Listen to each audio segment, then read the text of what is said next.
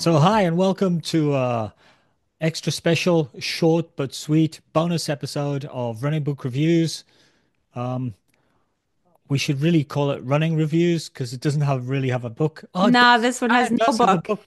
It kind of does have a book in it, but people have been asking us a little bit about how our fall marathon went because we've been talking about this 3 hour marathon attempt since goodness knows when now. If you've been Mm. listening to us all the way through, you must be getting well fed up with our attempts to Although we run do the have three some hour. new downloads and some new followers on Instagram, so I guess some people haven't gotten tired of that yet. Yeah, So maybe everybody's interested in, trying to achieve trying to something get a that's faster just out of your time. reach.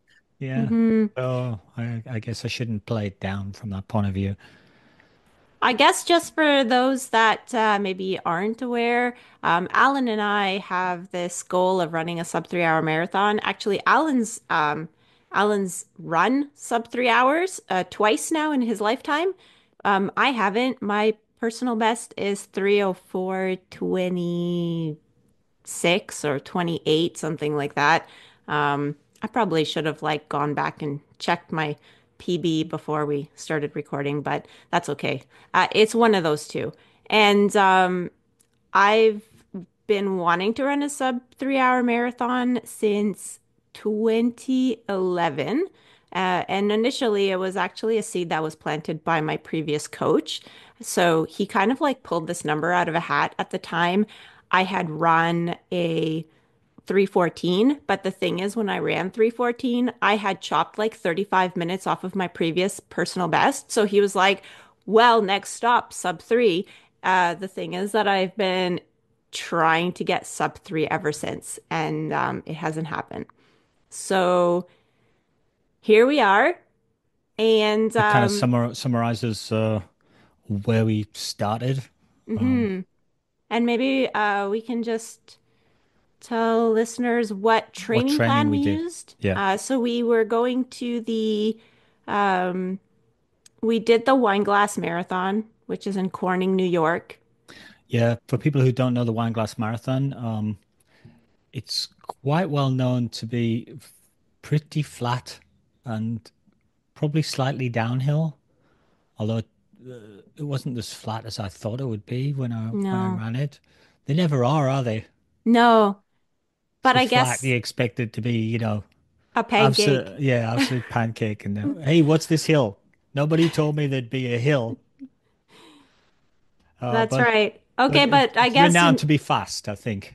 yes, it is. Yeah. Yeah, And I think it has a net downhill, although it didn't seem like that while we were running. But I no, think I agree. I think according to the website, it's a net downhill of like not enough to not be eligible as a Boston qualifier. So um Yeah, it's a it's little not it's bit. not as net downhill as Boston. Uh, It's less than that. the idea would be slightly downhill for a long time, and then to that extent be kind to you. So I would say it is quite a fast marathon, having run it. So we chose that, and we stuck with our one of our previous training regimes with a few modifications, and that was one of the training plans from Advanced Marathoning by Pete Fitzinger and Scott Douglas. For people who've been Yeah. listening to us, they've heard us mention this a few times. I think our approach was kind of the devil you know rather than the devil you don't, and because we've done it a few times, we know maybe where our weaknesses and strengths are and where we need to focus and where we need to watch out or modify.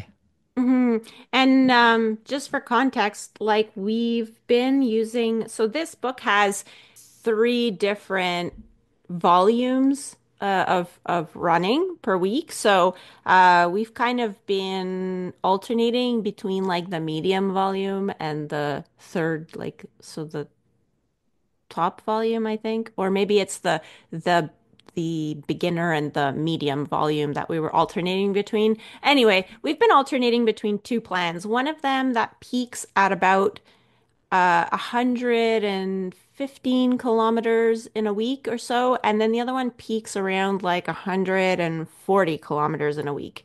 And then so this year we did the one that peaks at about 140 kilometers a week Yeah. because in the past, the other best time that we got or that I got from this plan was when we ran Georgina a few years ago after the pandemic, and we had used that plan. So I figured it was a winner, and that's it. We picked that one. Uh, Yeah. I mean, we would generally say it's got lots of endurance work in it. So it's got lots of miles. mhm. Lots of I guess what they call medium long runs. So you're not running fast, but you're probably running up a zone two or something like that for a lot of the time, and potential to be fatiguing and difficult to do. I think I found it's kind of difficult to do the speed stuff when your legs are that tired. Mhm. Yeah, and I find that actually I had no problem with the VO2 max sessions. I had a problem with the lactate threshold. Yeah. So, and the marathon pace. Actually, this time around, I found that my lactate threshold workouts were better. So, I I think because mean, you I guess that identified was a those as kind success. of a potential weakness, so you were sort of focused on them. Yeah, I was Um, nervous for every single one. And they're only like, I don't know, they're only like four in the whole 12 weeks, but but I was always nervous about those. Those were like my nemesis workout. yep, they went pretty Um, well. And Medium VO2 long run, maxes, I could do that any day of the week. yeah, the VO2 maxes, you were sort of to begin with, you were killing me because we turn up and we go, okay, well, we've got to do 6K at 5K race pace, but split into 1K pieces with 2 minutes rest or 3 minutes rest. Hmm.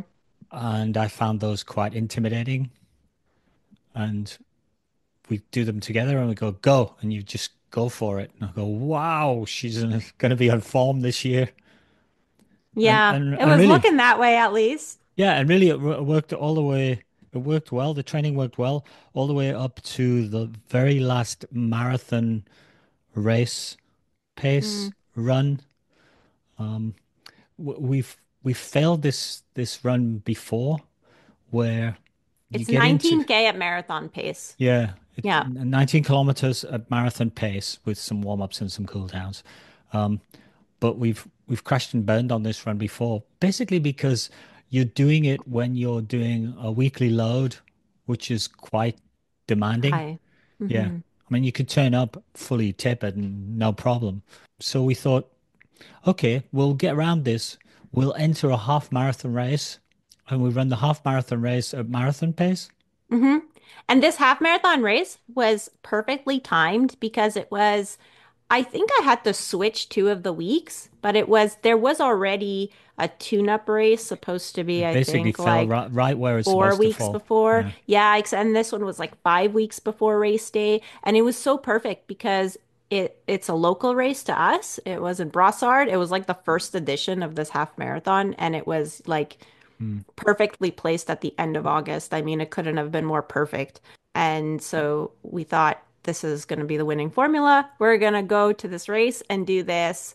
Uh, well, first of all, we're going to have the race experience, which, like, you want that, morning of the race, eating the breakfast you're going to eat, wearing the shoes you're going to wear, like testing the gear. Yeah, except And except you didn't wear the shoes you're supposed to wear no, because it because was wet.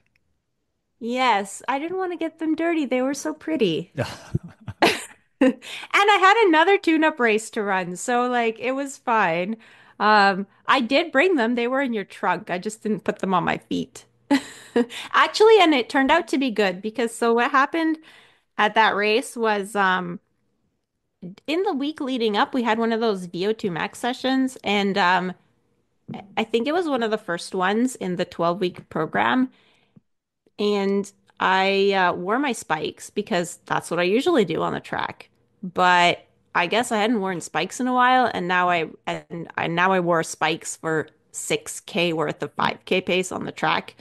And so like I kind of had a bit of a sore foot going into the race. But during the race at 5K, it went from like kind of a sore foot, like I'd run the rest of the week on it. And then I took one day off that wasn't planned because this training plan has no days off. But I took one because I thought, okay, I'm just gonna go like nip this sore foot in the bud Mm. and, make sure that I'm putting, make sure that I'm going to be successful for that 21K at marathon pace because this is going to be my confidence boost. Yeah. And so, yeah, even with that, I ended up at around 5K. Like I went from a kind of a sore foot to like very painful on every foot strike. So I had to run, I think, another like 6 or 7 kilometers to get back to because there were like Was three that out an and out and backs, back? and Yeah. I was on the longest one. So it was sort of like I was at the furthest point when I realized that I don't think I can continue running. But I had to Yeah. run back. So I kind of like ran, walked, and Yeah, made my way back to we went the off at sort of start. we went off at pace, and we were dialed in on marathon race pace, which is about 4:15, Hmm. and we seemed to be going well. And then suddenly, I sort of looked behind me, and you were dropping off. And then when we got to the out and back, you said, "Oh, I'll have to drop out or something." Do you take caffeine when you run? Lots of people do because it's in gels and stuff. And caffeine's legal and it's been proven to work. There's actual science that shows that it improves your endurance running performance.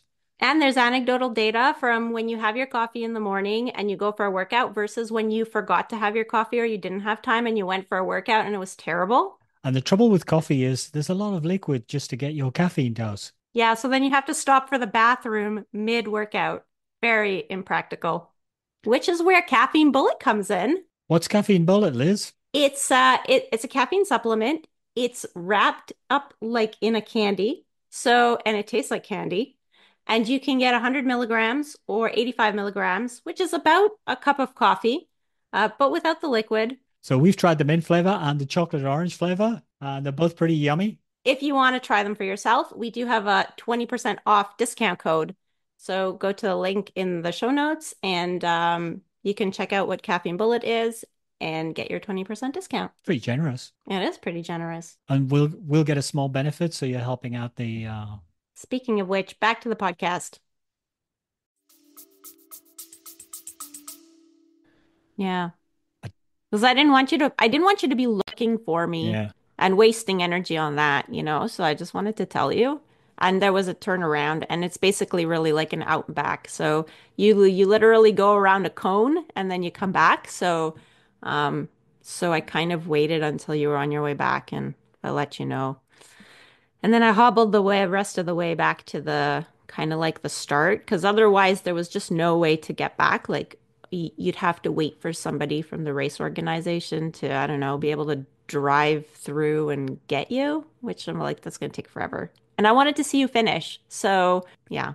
Yeah, I guess that was the fork in the road, basically, that run, because up until then we were both pretty set. And Hmm. how far away we were 6 or 7 weeks away from race. Like that. No, I think we were like five Okay. weeks, Yeah, you could be 5 or right. 6. I Yeah. think it was like 5 weeks. We were quite quite close. And So, basically you came out of it injured, hmm, and I came out of it like triumphant. delivering the required marathon pace run Yeah. for the half marathon. I think I finished in 1:29 something, so it's kind of perfect. Mm. I resisted the temptation to try and sprint some people out at the end who came by me. But just let them go, just let them go. This is not the session. This is not the Hmm. race. Just let them go. It's okay. But even that was a good sign because just feeling like I wanted to race them in Hmm. was a good sign for me. It was, Um, yeah. so I sort of put that in the bag and kicked on from there. I only had a couple of weeks and then into taper, but you were just Yeah, I had done some wondering whether you could damage. put it back together again at that point, and you No, never really I did. thought, yeah, I like, 1 week went by and almost nothing had changed. Like I'd seen a physio at the finish line of the race because they had some tents, and there was a physio there, and he kind of told me something about my calcaneus bone not being very mobile, and he taped it up, he did a taping that I was supposed to take off in the evening, which I did, but I was supposed to sort of like, I don't know, like bend it in the right way or mobilize it or something to relieve pressure, or I don't remember exactly. But basically, he told me go see a physio, you know? So, I do have a physio that I really like, and he's like my savior physio. I don't see often, but when I need someone to fix me up, he always like knows what exercises to give me and, you know, Mm. where to where to stick his sharp, pointy little fingers to, you know, relieve tension. So I try, but the thing is, he has no appointments. He has like no availabilities. It's always booking like 4 weeks out. So I went to go see a different physio. That was your physio, Alan. Yeah. So I went to see him like twice, and he had kind of started the healing process, but you know, like I had seen him twice, but by then, by the second time, it's like 3 weeks had gone by, you know, so you lose 3 weeks out of 6 weeks or something that is left, like 5 or 6 Yeah. weeks that's left before And race now day. you're really in taper, except you've already tapered. Yeah, and then the Yeah. thing is, I went to see a different physio, to get a different perspective because the healing had sort of started but wasn't really going anywhere. And at this point, I'm like, well, if I can't even run 42 kilometers, I won't be able to run the race. And so at that point, I was almost like, you know, bargaining with the gods of running to let me be healed enough to run 42 kilometers because yeah, I didn't even know if I could do that. And at that point, you were really saying, well, the 3 hour attempt is off. Well, I didn't want to admit it to myself yet, Yeah. but like, I mean, of Or it's course, like I probably had to, off, but if I can turn up, I can run a bit and then I can see how it feels. Is that, yeah, yeah. yeah.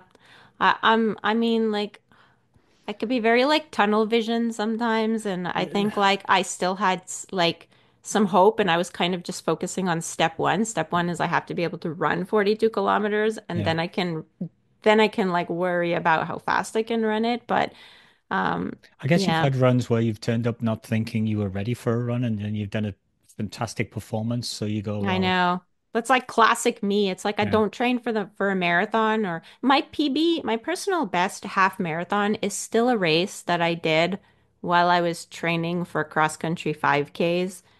It makes absolutely no sense, but I have not been able to beat that time, even with like good old-fashioned half marathon training. Yeah, that's just the way that I am, I guess. I don't know. Maybe I just need to train for 5Ks and show up to the marathon, and that's when I'm going to run 2:58. so I guess cut a long story short, we're down at we're down with our club at the Wineglass Marathon. That's in New York State, in Upper New Hmm. York State. Fantastic little place and at Corning, and easy-ish for us to get to from Montreal, Canada. Yeah, it's about a It's over the border. 5 or 6 hour drive, Yeah. so nice and close-ish. It's like driving to Toronto, basically. And I guess once you started the marathon, you figured game over. Yeah, so I started and I figured I kind Did of you wear your needed to race warm up, and shoes? I Because you've, did. I did yeah. wear my race So this was shoes. the first time you've This was actually, my first time. So I had another tune-up race, but I had to skip it because I was still like sort of borderline kind of injured. It was like the a 2 weeks 10K. before I was supposed to run a 10K, and I was going to use my shoes then. Um, but yeah, so actually it was the second time I used the shoes was at the marathon because I did do our dress rehearsal run on the Wednesday 10 Yeah. days before. I did it Hmm. with those shoes. Okay. So it was the second time I was wearing them, but they did give me like one black toe, which I still have. Oh. Yeah, I think it was like, We actually had the y- same shoes, I think, didn't we? yes. Um, Asics Metaspeed Sky Paris. Yeah. So it's like they have this kind of like a reinforced like rubbery kind of material along the toe box. Like Yeah. where the material connects to the shoe, they've kind of rubberized it, I guess, to make it like more robust, Yeah. which is a good thing. But I think with the slant in the road, because the roads were like kind of really slanted sometimes. So on one foot, one of my big toes, I Yeah. think was just jamming into the side of the shoe with that. And so I have like one black toe only on one foot. Um, from yeah. Okay, so not only But did you have a tough time, you got yeah, a black toenail for for my your trouble. efforts. Yeah, I did run. I did end up running the whole thing. Yeah, I got to about halfway, maybe around halfway, I was running probably on pace for about a 3:15 marathon at that point. And yeah, my foot just started to hurt. So And that was just your heart wasn't in it. Your motivation's probably not high at that it point. definitely wasn't high because if I couldn't even manage to, run 3:15 pace without yeah. For me, like 3:15, I mean, I've run plenty of those. Like 3:18, 3:15, 3:10, even like, at this point I've run 306, 3:04, 306, yeah. 3:05, 3:06, 3:08, like I've run all those A times. Like whole I don't heap of them. I Yeah. don't need another one of those. So it's kind of Okay. like for me, like if I'm gonna run 3:15 or I'm gonna run like 3:45, it actually like in my head it's the same disappointment because It's a training and run. well, like I mean, you know, it's not, but it's just so far from my goal. Like if you think about it, even like a 3:15 is like that's like, I don't know, at least 16 minutes slower than what I want to do. And so, I know that for a lot of people that's like a dream, even running a 3:40, it would be a dream time. But the thing is that I've run that. I've run so many of them. Hmm. I've crashed and burned in marathons so many times and came out with, those kinds of 3:30, three Yeah. forty-five, and like I didn't I like that's not what I was going for. I wasn't going to all the way to Wineglass, paying for a hotel room, doing all this training. I wasn't doing it to get that result. So it's like it was pretty disappointing, which is the reason why we haven't really talked about it yet up until now. And now we're in like almost December and we're doing the Yeah. recap of the marathon we ran at the beginning of October. I've had kind of enough people say, well, what happened? What happened? Yeah, that's what Uh, happened. I don't really want to talk about what happened, but I guess I Yeah. should. Yeah. Yeah. Yeah. Okay, So, so I so think what happened for you? Because by the time you we got to had the a start line, much better. I figured that it probably wasn't going to work out for you because you had so much time off and Yeah. you were still struggling a little bit. So, and I was on the start line with a couple of our club mates who were going to try to run PRs around 310 or ish. Hmm. Um, and we were gathering on the start line in a group. And then you were with us, but then you went off to see your husband who I was was trying to find stuck in the Andre. toilets or something. I don't know where he went. And Like, so we separated right at the start. We didn't even run a single kilometer together in the race, which is quite unusual for us because we've run some races where we've been together well through halfway hmm and sometimes even near to the finish. So I didn't know where you were and figured, well, your day, you're probably better off trying to sort yourself out for your day's effort and not have me around. And probably vice versa as well. I just wanted to focus on my own effort. I was hmm pretty nervous. I figured I would go out at 4:15 pace. That's 3 hour in kilometers. That's a 3 hour pace. And just work the program that we normally do, which is, you run halfway in 1:30 or hmm 1:29 something. Which Hopefully not less than 129:30, I because think I otherwise, went through in 1:29:57. perfect. So I had 3 seconds. Yes. Um, That's which the is best chance you gave yourself I right think there. personally I think that's a little bit slow. I would prefer to have 30 seconds more, but 30 seconds doesn't Mm. sound like a lot, but it can be a lot. And then I basically just tried to hold it together. I was with a group. I think there was no bunny for 3 hours, but there was clearly a group of people whose intention it was to try to run a 3 hour marathon because we were kind of bunched up, all running the Mm, same steady, repetitive pace. About I don't know, a dozen people. And every so often, one person would move away, and you'd go, "Oh, am I falling off the pace?" No, no, I'm still steady. I'm still steady. yeah. Don't go with It them. Don't always go with them. plays with your head, Yeah. right? Because you're like, well, maybe they know something I don't know. My problem was when we got to about 8 kilometers to go, I was feeling really, really fatigued. And the trouble is, you're 8 kilometers out. It's hard to put a superhuman effort in when you're 8 kilometers away because mentally you're thinking, I still got a long way to go. And it is kind of a long way to Yeah. go because that 8 kilometers, I mean, that's like 38 minutes or something. Yeah. Yeah. My gel strategy seemed to be working, which was good. The trouble is, we've just got to a point where we can take our 6 gels or whatever, and now the literature is telling us we're not taking enough again. I know. I Every know. time we, every It's a time we, struggle. we work out how to stuff these These carbohydrates into our system while we're running, the literature comes out and says, "Oh, that's not enough. You No, should be taking no. more." But anyway, I used a combination of Molten gels and Huma gels, which are chia based, You know, I and have to and that say worked that quite well. you gave me some of those Huma gels, and they're kind of tasty. Yeah, I Like, found them easier to digest. yeah. And I you mean, can take it without water and it slips down and no problem. yeah. Um, so that kind of worked pretty well. But at 8K out, I started to fall off the pace. So instead of doing 4:15, I did 4:30, and I thought, oh, here it comes. I'm just going to crash and burn But you at this didn't point. So I started because, to fight a little bit, yeah. and then I was able to basically I was able to maintain the 4:30 all the way in. So I was 2 minutes off the pace and finished in 3:02, which I was sort of I said I was 95% satisfied with because it wasn't the sub three, so you can't be 100% satisfied.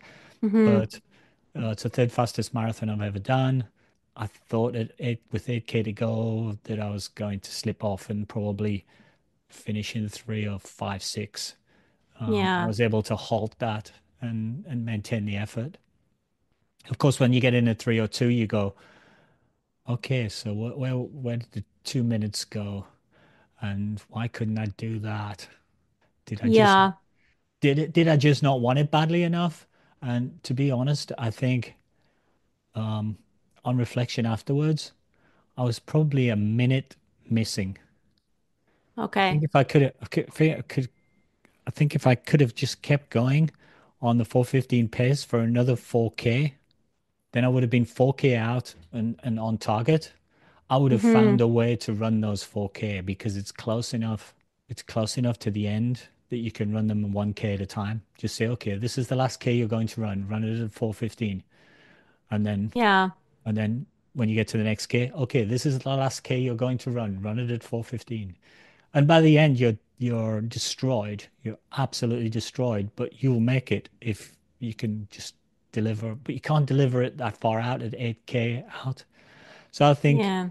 I think at 8K out, I didn't have the mental strength to try to, or maybe I was just sensible not to Mm. try to I push it mean, it's at always that easy point. to, yeah, it's always easy to say like, oh, it's because like I didn't have the heart, but I think I'm a that, fairly tough cookie, I think, yeah, from historically, running. you've proven that, you always pushing pretty hard. So I don't think that it was necessarily an issue. Um, Especially since now we know that our carb intake is just inadequate. Yeah, it didn't feel like I was undercarbed. I just didn't seem to Hmm. have the Yeah. little edge of strength. Um, but for me, very encouraging because I think I'm over 65. I'm in the 65 to 70 age group. So I'm sort of thinking, well, maybe I'm done with this trying to do sub 3 hour marathons and fast marathons. Maybe I don't have any more left in me. I think the 302 sort of suggested that, well, maybe I do have Hmm. still something left in me, and maybe I can have another go round. So um, I've entered Chicago for next fall. I'm gonna have a go at Chicago. Oh, yeah, I'll do London that's in a the good spring. place.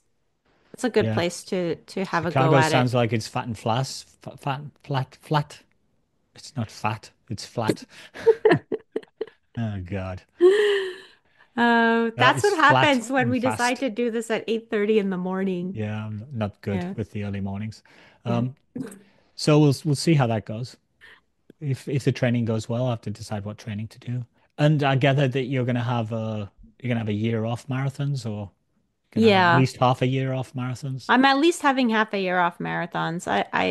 Like it was, yeah, it's just too heartbreaking. It's like I have expectations. Like as much as like I love doing the training with you.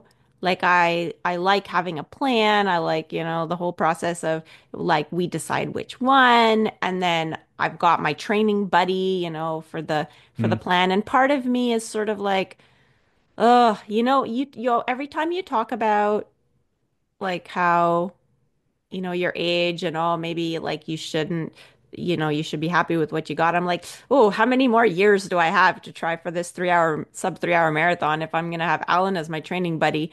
Um, and so obviously I did say after the marathon, I'm not doing any marathons in 2025 because it's just too heartbreaking. But like sometimes maybe you just have to go back on your decision. But I'm definitely not doing a spring marathon. Like I have no desire because I'd have to start the training in the dead of winter, which is Yeah. never my favorite time to go and do marathon pace outside. So, I think the thing is if you go through the spring and you train and you do some, I don't know, indoor track work over the winter and get into 5Ks, you can do 5Ks or 10Ks. You can do them every week. Maybe not mhm.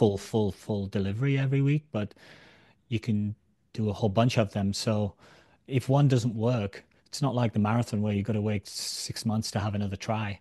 Um, Yeah, so mentally, you can put yourself back on the horse, and then yeah. get to a point where I think I'm not ready just for a little disappointed. bit. You're not just disappointed with your race results all the time.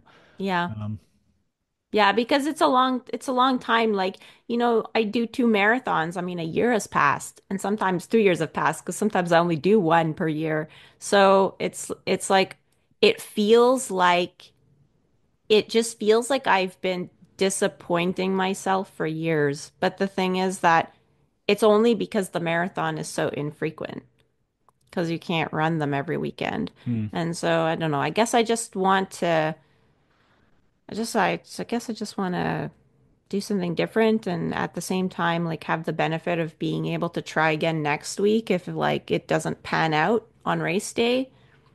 And I don't know, I think also just the whole, there're just so many factors in running long distances, and the whole fueling factor seems to just be an extra hurdle that I have a hard time overcoming. Like I have no problem. I can run long, easy runs every day of the week, no problem. But whenever it comes to doing like the harder stuff, I just find that hard. Like I feel like I get depleted much more quickly, and I'm just like depleted or injured or both. If I don't really focus on, you know, okay, I have to have protein after. I have to make sure yeah, I go into the run fueled, fuel after the run, because otherwise, like I'll feel it. I'll have one good workout, and I'll have three bad ones after that. So it's like I've kind of figured out. And also, I mean, I did see a dietitian a couple of years ago. So I have a plan on my fridge with all like the for when my volume gets over 100 kilometers per week. I know that I need to have like two snacks between some extra breakfast and food. lunch. You know what Yeah, I mean? And the thing is that normally, like, I I'm just think not that hungry. I think that's And what I saw talking with you this year, that you don't eat it as much as maybe I do. yeah, Um, I don't know. I just don't have like I have like no problem to just snack all the way through the day. So the thing is Yeah. that like I like the more I run, the less appetite I have. It's Yeah, I just tend kind of to as like, well, but what I do is I eat more meals. So I'll yeah, eat like, have a meal before going to bed sometimes when I'm in peak training. yeah. Um, You have the advantage of going to bed later than I do. Like I go to yeah. bed quite early. So for me, I have to have extra Or you can have a meals in the breakfast an morning. extra breakfast on the other side. You can do the Yeah, Hobbit yeah, yeah. No, second I breakfast. I do that. I do second breakfast is what I do. But even my breakfast, when I went to go see the dietitian, she said like, okay, well, you have like one of these. I have these like morning round breads. And Yeah. she's like, no, you need to have two of those. And you Yeah, need to come on, have like a gotta yogurt or stuff it in. something. And I'm just like, Yeah. oh my gosh, Yeah. so Don't much. eat celery. Um, It's not really good fueling. yeah, but like, Like you love celery? yeah, because it's like, Don't eat so that. It's you're wasting energy. You get it has so little calories in it that the act of eating it burns more calories than you get from it. So you can starve yourself to death by constantly eating celery. Uh, yeah. Yeah, I do like, especially in the summer, like it's just so like it's watery and refreshing. I don't know. There's something about it. It's good.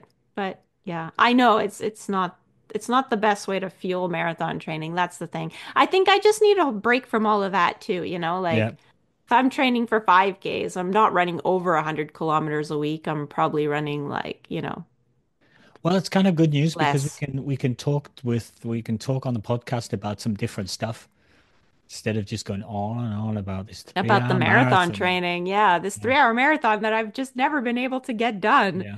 Um, Yes. So I guess that's it. Yeah. That's what's coming up. We're going to I'm going to go run London in the spring. That's kind of cool. I'm looking forward to that. I did a charity entry for that. Um, and have you raised all your money yet? yeah, it's all done. That's Basically, amazing. I've just raffled off some hockey tickets. I haven't counted up all the takings from that, but that'll get me over the line. Um, That's great. Because so that's the that's hard cool. part I find with those charity entries, because the amount you have to raise is so much. Yeah, it's true. Um, £2,500 sterling I had to raise for the Oh. charity. How much is that in Canadian dollars? Like twice as much, like Yeah, $5,000? no, not No? quite. Maybe 4,000 something. Um, Okay. but then I've got airfares and hotels and things, so it's not gonna be a cheap outing. No. But I probably won't go full send on that. I'll just see how my training goes and try and do a bit of a program leading up to it, but not like an obsessive program. And so you've done Boston, you've done New York. So now I need to ask you, are you going for that 6-star medal? I don't know. I'll take stock at the end of the year. Okay. I'm not very Because attracted to because go you're to going to do Tokyo. London, you're going to do Chicago. Oh, okay. It's a long way just to tick the box. Yeah. Having said that, I'm very attracted to go to Sydney. Yes, I know you are. So for people who don't know, I used to live there um, before I came to Canada. It's like going So home for you. it is a bit. Yeah, Okay, so does that round things up? it does. So that's our If that's anybody our has any other questions, things that we like forgot to talk about or maybe didn't think to talk about, then you can always let us know on social media and we can make another one of these bonus episodes. yeah. If anybody has any advice how Liz can adjust to get her extra 4 minutes off her marathon without getting injured in the process, um, we'll Mm. we'll take any advice. Yeah, I'm doing the strength training. So for those that are gonna say strength Strength training, training. well, I Yeah, got that. I even yeah, do like the pre-run warm-up things, different variations. Right now I have a variation that I got because of my injury. So like I do some hamstring activation thing and yeah. I would say that it's probably nothing obvious because we've read over 100 books now and spoken to some of the real experts in terms of the authors about giving us tips for things. And if it was obvious, we'd have come across it by now. It must be something very specific for you. Yep. I have to figure out what it is. Hopefully I can, get my motivation back after a spring of 5Ks. I'm sure you will. Yeah. Yeah, I've seen you after some surprise 10K results. It doesn't take long for you to bounce back. I think you'll be in a marathon in October. Okay. I Well, it would won't be predict. Chicago, but like I I could would probably predict. pick something that's around the same time. Yeah, I'll be That way train. we I'll be could starting train to train together. for Chicago, and you'll be going. Oh, I could join you. I could join you. I'll come around your place, and we can go from there, and we'll see how it goes. I Yeah. can see that'll be happening. Mm-hmm. In the meantime, we'll just keep reading the books and talking to the people and getting the podcasts out. Sounds good. I guess that's all for a bonus episode of Running Book Reviews. Bye for now. Bye.